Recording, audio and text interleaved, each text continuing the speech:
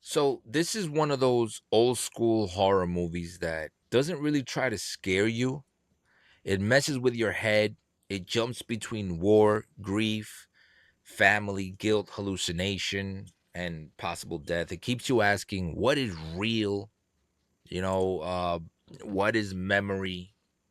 What is trauma?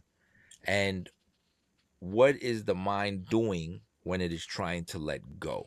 So the movie is Jacob's Ladder, and the year is 1990, and it's a psychological horror, psychological thriller, war trauma horror, directed by Adrian Lynn, and the writer was Bruce Joel Rubin, and the main cast is Tim Robbins as Jacob Singer, Elizabeth Pena, rest in peace to the actress, as Jezzie, Danny Aiello as Lewis, Patricia Callenber as Sarah, and Macaulay Culkin as Gabe. It runs about 113 minutes.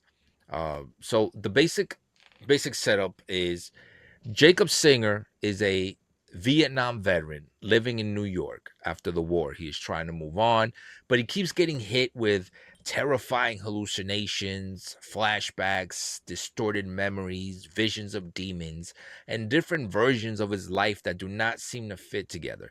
So the more he searches for the truth, the more reality starts to fall apart.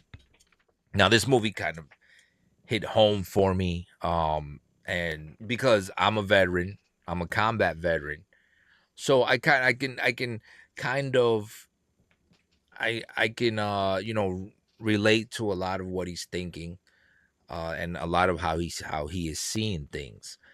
Now, this movie came out in 1990. Like I said, I was 10 years old, so I couldn't go to the movie theater to go see it, unfortunately, because my mom would be like, "Heck, no, you're not. We're not good." My mom doesn't watch horror movies. I do. I've always liked them since I was a kid. And so I had to wait till the next year when it came out on VHS. But you can believe that I rented the heck out of this thing. Soon as it came out, I went to the store and rented it. And I watched it. And I watched it again recently. I hadn't seen it in so many years. They did a remake of it in 2019, I believe.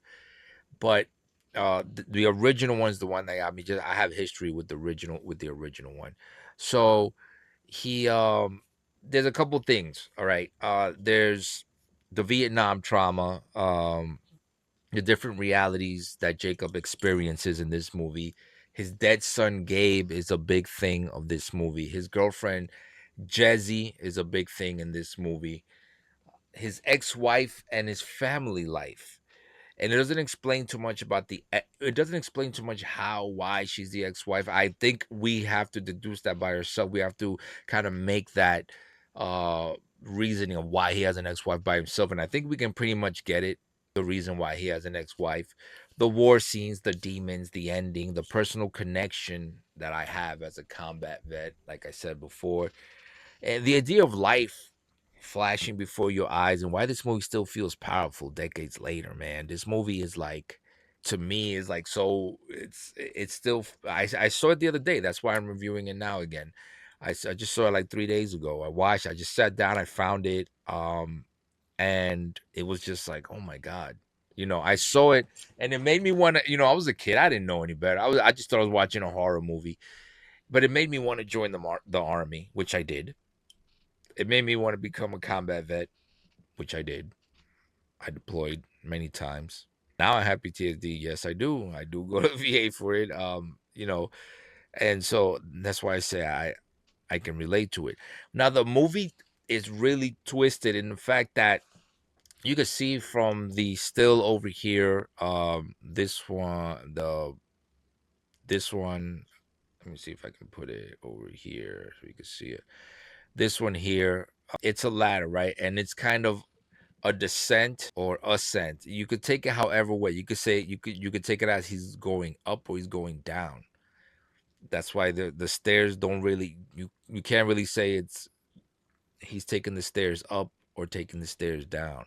And that term Jacob's ladder, his name is Jacob, but Jacob's ladder was also something that was in the Bible and it made complete sense in the end of this movie. This is a spoiler alert, of course. I'm going to spoil it.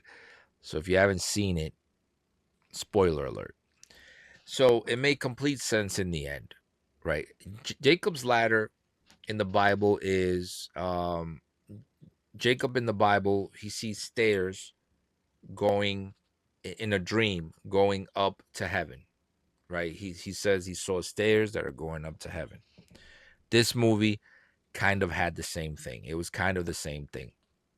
So he in the first scene he's in Vietnam, and then you see his friends, and they're all just like we do in combat. We're talking crap. We got those stupid jokes that we tell each other. I mean, we are dark. I'm a dark humor guy. I try not to curse on this channel too much, but trust me, the way I talk with veterans, the way veterans speak to each other, to us is normal. To other people, it's gonna be like, what? Why?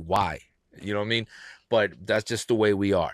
So they're talking to each other and they're joking around, and all of a sudden somebody screams Viet Cong in the bushes or whatever, and everything goes crazy. But then you see the guys kind of going crazy and bleeding out their nose, and so there's a whole conspiracy thing behind this. If you follow conspiracy theories with the whole MK Ultra and mind altering things, and it explains some of this in the movie. There's a part where he does get an explanation from a chemist that supposedly the military hired to make some kind of LSD drug. He was a drug dealer. He was a chemist like Walter White, but he was making LSD, and they wanted the military. He said when he got arrested for the drugs, the military came to Rikers Island to pick him up and said, hey, we can clear up your record if you just do this for us. So he made drugs for the military, and they experimented, and one of the platoons they experimented on was Jacob's platoon. So that kind of, and that's one of the lanes that the movie takes you on. And that's later on, because in the beginning of the movie you just see him kind of seeing weird stuff. He doesn't know why he's seeing demons and monsters, people with like tails, and he's seeing people on the train station looking weird like ghosts, and everything is just insane. But then also one thing that the movie does that I loved, and I just watched it, I couldn't stop watching. I was like, man, I'm hooked. And it's old school movie, the way it was filmed, the whole type, even the type of camera that they used. There was a like, it just gives you that nostalgic feel, that old movie looking thing, with the modern stuff, with the AI or anything like that, with the CGI or anything. It was just like so good to see an old movie. And he's seeing these demons, and it goes back and forth. It'll go one scene where you realize, okay, he's got a girlfriend. He lives with her because he works for the post office, and his girlfriend also works for the post office, and they're boyfriend and girlfriend, and that's who he lives with, right?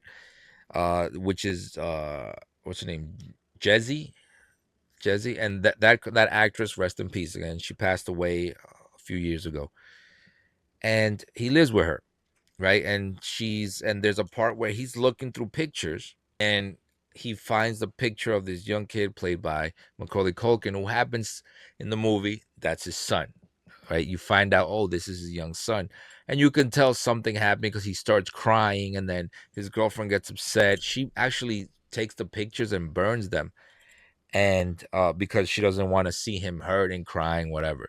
Now, where I didn't realize, I didn't look at it through the eyes of an adult, through the eyes of a veteran, through the eyes of a man who's already a father. I looked at it, I was 11 when I got to see it, 12 because I rented it, right, from the movie theater.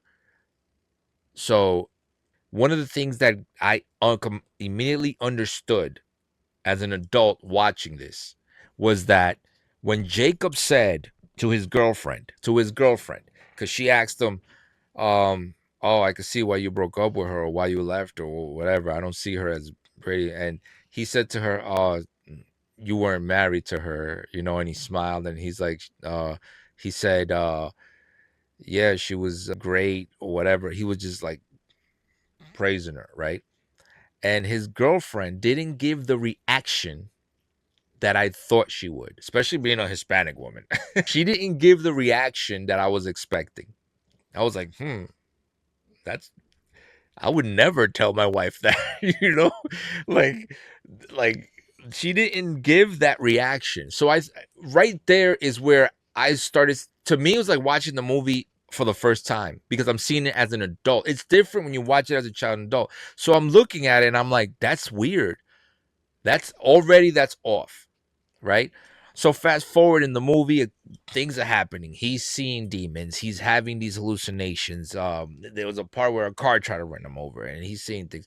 And there's a part where he wakes up, but now he's in bed with his ex-wife, or the life he had before, right? And his son comes in the room, Dad, with his lunchbox, which is Macaulay Culkin, Dad, whatever. He asks him to tuck him in or whatever. So he goes, he tucks him in. Then you see he has two other sons, and it's like, it's not like a dream sequence. Like in movies, you know when it's a dream sequence. It's not a dream sequence. It's a regular. It's a regular, scene, and you're like, wait. So now I'm like, is this his reality? Because when I was a kid, I didn't understand it, but now I'm like, wait, was he dreaming that he had a girlfriend?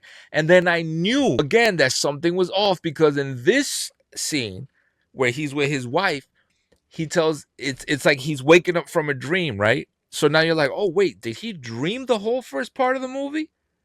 And he tells his wife, oh man, I had a dream that I was with that girl from work, Jezzie. And I was like, wait a minute, what? And so, and his wife just opens her eyes, and she's like, "Oh, go back to sleep. You're dreaming." And he's like, "Oh, she was great in bed," like as a joke. But again, I'm like, wait a minute. As a grown man, that's not the reaction that I would get from a woman. No woman. That doesn't matter who she is. You're not gonna tell a woman, "Oh, this girl was great in bed," and she's just gonna give the reaction that his wife gave, like, "Oh, go back to bed. You're just having a dream." You know what I mean? And again, I was like, "Wait, something is off. Something is wrong. This isn't real. What's happening isn't real, right? It can't be real. It just like I don't believe that these two women had that reaction. Where at this point I couldn't tell. Again, watching it again as an adult, whether this was his reality or that was a reality. But then, there's parts where it goes back to Vietnam, and you see things happening. Then you fast forward in the movie, and it's like, this they kidnap him from the hospital.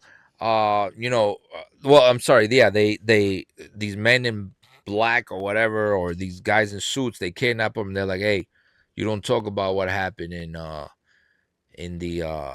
Vietnam, in the army. You forget it. There's also him going to a lawyer, which was Jason Alexander from Seinfeld, who played George, and trying to sue the army. He gets all his friends. One of his friends dies in a car bomb. So right there, you're like, what the hell? There's something going on. There's a conspiracy. And then he gets a phone call from a guy who tells him, hey, I'm a chemist, and the army hired me to make these things, and he's all messed up because he saw what it did to them, and he didn't want to do it, but the army made him do it, whatever. So he's like, oh my god. And then, of course, spoiler alert. I mean, I've already spoiled a lot. He goes to his chiropractor, who's a big part of the movie, a big part of his life. He's not in the movie, which is Danny Aiello. Danny Aiello seems to be like the angel. It seems to be like the angel. The hospital part freaked me out because it gave me some Resident Evil, Silent Hill vibes. Like those video games where you're in that nasty hospital. There's body parts everywhere. But Danny Aiello saves him from the hospital.